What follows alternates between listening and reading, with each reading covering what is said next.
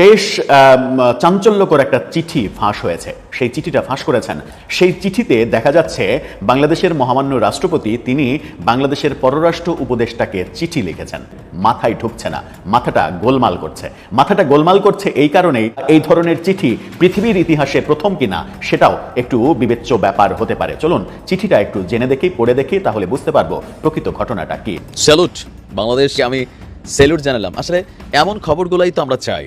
Patriotism একটা কাজ করছে যে কোন ভাষায় যে ধন্যবাদ দিবার প্রথমবারের মতন একটা কঠিন সময় উপযোগী সিদ্ধান্ত নেওয়ার সময় এসেছে বাংলাদেশের। গত 53 বছর যাবৎ এই সিদ্ধান্তটা কোনো সরকার বাস্তবায়ন করেনি। একটা চমৎকার সুখবর আছে দর্শক, আমাদের অনেকেই আপনারা হতাশ হয়েছিলেন, অনেকে ক্ষুব্ধ হয়েছিলেন, ইউনূসের বিরুদ্ধেও আমরা অনেকে ক্ষুব্ধ হয়েছিলাম। হঠাৎ করে বাংলাদেশে দুইটি ইতিহাস সৃষ্টিকারী যুগান্তকারী ঘটনা ঘটে গেল, যে দুইটি ঘটনার উপর ভিত্তি করেই এটা তাৎপর্যপূর্ণ মাইল ফলক, এবং এটা এই সময় ঘটবে যেই সময়ে দুইটি ঘটনা এটা আল্লাহর রহমতের মতো।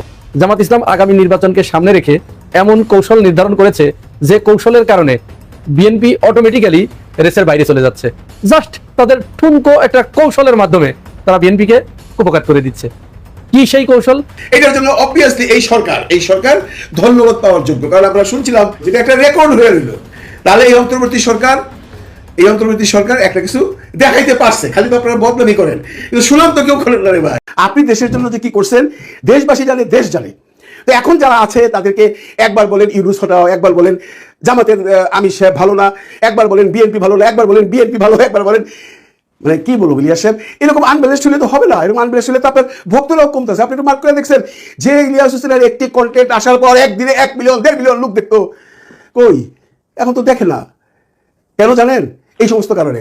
একটা চমৎকার সুখবর আছে দর্শক, আমাদের অনেকেই আপনারা হতাশ হয়েছিলেন, অনেকে ক্ষুব্ধ হয়েছিলেন, ইউনূসের বিরুদ্ধেও আমরা অনেকে ক্ষুব্ধ হয়েছিলাম, এবং প্রয়োজনে আমরা আন্দোলন করবো, ইউনূসকে আমরা লাল কার্ড দেখাবো, অনেক কথাবার্তা কিন্তু উঠেছিল। ইউনূসকে ক্ষমা চাইতে হবে, জবাব দিতে হবে, নানান কথাবার্তা উঠেছিল। আবারও 2001 সনে উই কেটসা কার কেটসা জিয়াউর রহমান সাহেব এই করছে সেই করছে, অন্য কিছু বিএনপি কি করছে সেই কথা বলে না, আমরা কি করছে সেই কথা কেউ দেখুন। আজকেও বিএনপির কোনো মঞ্চের থেকে এই কথা বলবে না যে সত্তার সাহেব ক্ষমতায় এসে এই কাজ করছেন, খালেদা জি 91 থেকে 96 পর্যন্ত এই কাজ করেছেন, খালেদা 2001 থেকে 6 পর্যন্ত এই কাজ করছেন। এই বক্তব্য কার মুখে শুনবেন না? দেখেন আপনারা, কারণ সেখানে তো খাম্বা। আসসালামু আলাইকুম প্রিয় দর্শক শ্রোতা, নতুন একটা ভিডিওতে জানাচ্ছি সবাইকে স্বাগতম। ইতিমধ্যে খবর পাওয়া গেছে আবারও বাংলাদেশকে 5 বছরের জন্য পরিচালনা করবেন ডক্টর মোহাম্মদ ইউনূস। এমন তথ্যই ছড়িয়ে পড়েন বিভিন্ন মিডিয়ার মাধ্যমে। ডক্টর মোহাম্মদ ইউনূসের সকল প্ল্যান পরিপূর্ণ হওয়ার জন্য এই 5 বছরই যথেষ্ট। আজ আমরা জানবো ডক্টর মোহাম্মদ ইউনূসের সম্পর্কে।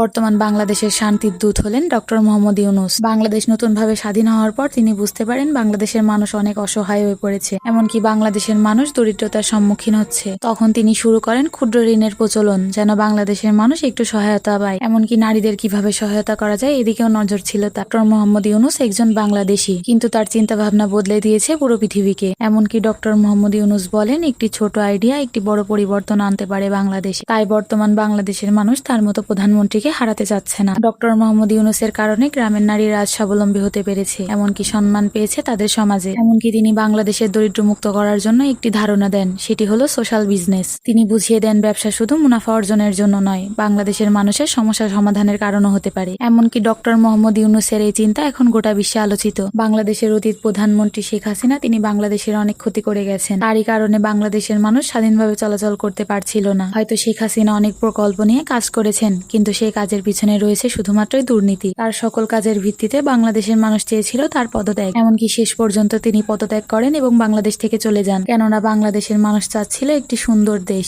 যেখানে মানুষ স্বাধীনভাবে চলাচল করতে পারবে। সকল তথ্যের ভিত্তিতে বোঝা যাচ্ছে আরো 5 বছর ক্ষমতায় থাকবেন ডক্টর মোহাম্মদ ইউনূস। হয়তোবা তার মাস্টার প্ল্যান কার্যকর হবে। আজ এই তথ্যের মাধ্যমে শেষ করছি। আপনি যদি আমাদের চ্যানেলের নতুন হয়ে থাকেন অবশ্যই চ্যানেলটি সাবস্ক্রাইব করে দিবেন এবং কমেন্টে আপনার মতামত জানাতে ভুলবেন না। প্রতিদিনের সকল ভিডিও পেতে পাশে থাকা বেল আইকনটি ক্লিক করে দিবেন।